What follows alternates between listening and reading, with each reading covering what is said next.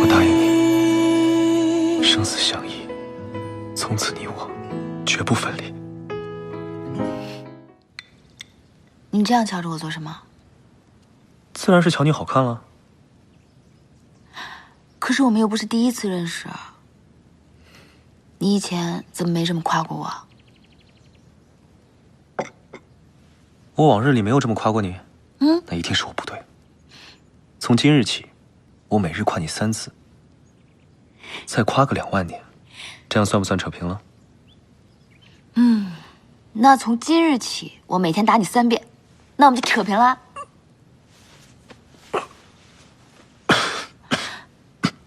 真的假的？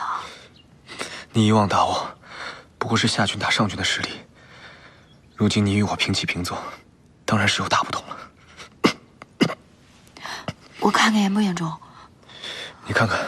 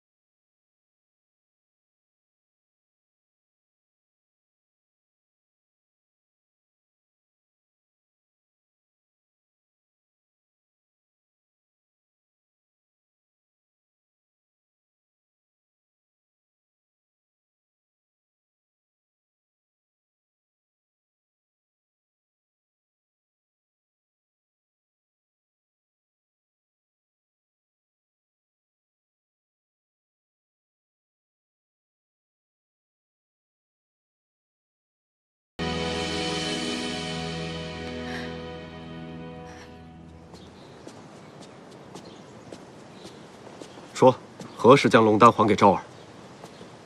你若不说，我即刻杀你取丹。大哥，你如此行事根本解决不了问题。